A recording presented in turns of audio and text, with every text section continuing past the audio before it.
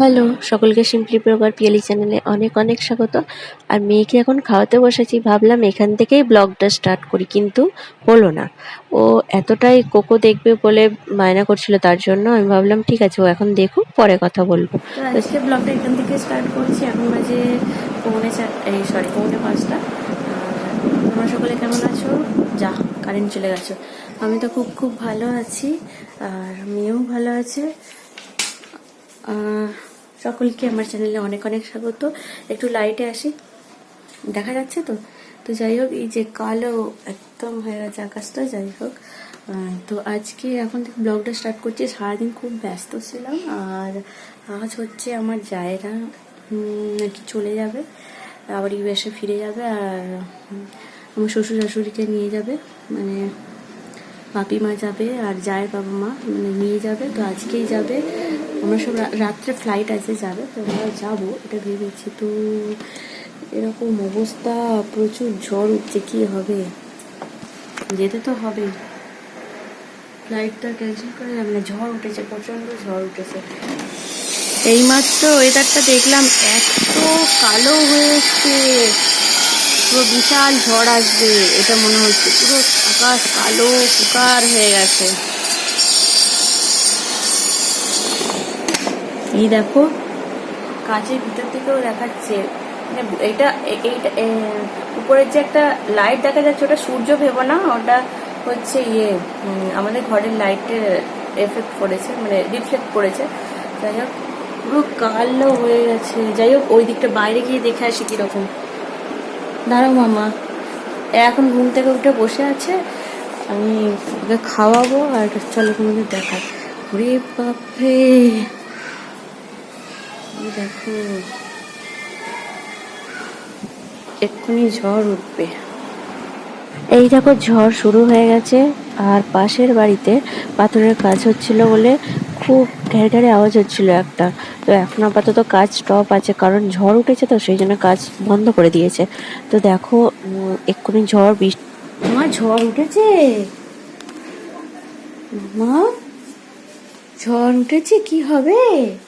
লাইটটা জ্বালবো?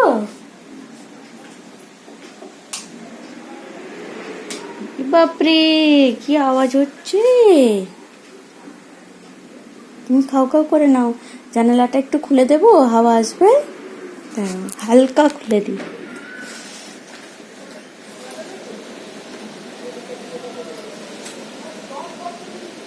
ঝড় উঠেছে কোথায়? বিকেল থেকে তো ঝড় বৃষ্টি হয়ে গেল, আর এখন সন্ধ্যাবেলা সবাই মিলে গল্প হচ্ছে, আর এক দিদা দেখা করতে এসছে বাপি মা চলে যাবে বলে। আর আমরাও এয়ারপোর্টে রাখতে যাব, তাই সবাই মিলে খাওয়া দাওয়া করবো, রান্না হচ্ছে, তো এয়ারপোর্টে যাব। তো সকলের খাওয়া দাওয়া কমপ্লিট, মনটাও একটু একটু খারাপ, কারণ বাড়িতে আর কেউ থাকবে না আমরা ছাড়া, ঘর একা, মানে আমাদের রেখে সবাই চলে যাচ্ছে, একটু মনটা খারাপ খারাপ লাগছে। আর বাচ্চাগুলোর জন্য তো খারাপ লাগছেই, দুদিন এসেছিল, খুব মজা করলো, আবার ওরাও চলে যাবে। আর আমার মেয়েটাও সবার সাথে খেলছিল। তো চলো পরে দেখা।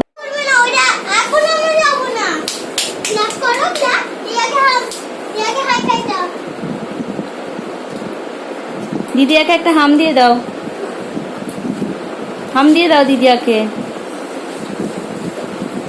আর এইখানে দুই বোনের কাণ্ড দেখতে দেখতে আমি তো রেডি হতে হতে দাঁড়িয়ে আছি। তো এখানে ব্যাগ গোছানো কমপ্লিট হয়ে গেছে, আর আমি এবার রেডি হয়ে গেছি। তো এবার শঙ্খকে নিয়ে আমি দাঁড়িয়ে আছি, আর সবাই রেডি হচ্ছে, প্রায় হয়েই গেছে, শেষ মুহূর্তের পালা এবার। তো গাড়িতে উঠে পড়লাম, যাচ্ছি এয়ারপোর্টের পথে।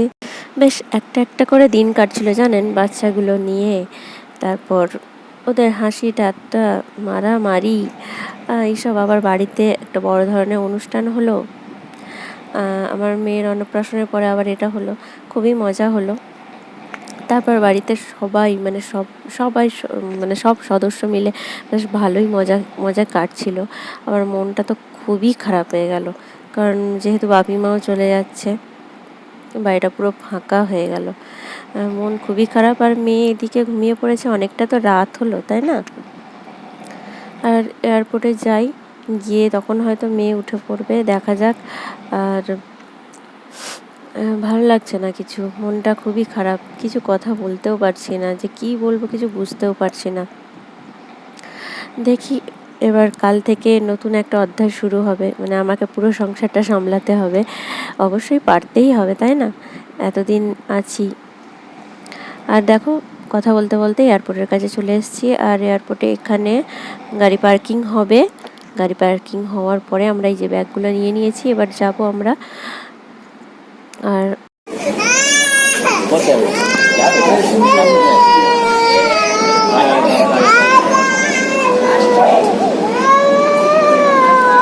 সকলে মিলে ফটো নেওয়ার কাজটা আগেই হয়ে গেছে, কিন্তু মেয়ে এতটাই কাঁদছে, ওরা যত ভিতরে চলে যাচ্ছে তো সরে চলে এলাম।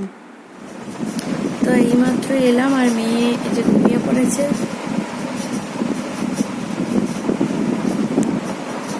আজকে মায়েদের ঘরেই শোবো। আর এখন দেখো বাজে 3টে বাজে, রাত 3টে বাজে, এখানেই শোবো। উপরে আর যাবো না, মেয়েটা ঘুমিয়ে পড়েছে। আর আজকের মতো চলো টাটা, গুড নাইট। মায়েদের সাথে হয়তো কাল কথা হবে। এখন একটু ফোন টোন করে শুয়ে পড়বো। আর মায়েরা কাল রাত্রে আমাদের এখানে পৌঁছবে, মানে হয়তো 1:30-2টো নাগাদ পৌঁছাবে। ওখানে সেখানে হবে বিকেল। তো চলো পরে কথা বলবো। টাটা, আর দেখা হবে নেক্সট ব্লগে। তো সকলে তোমরা ভালো থেকো।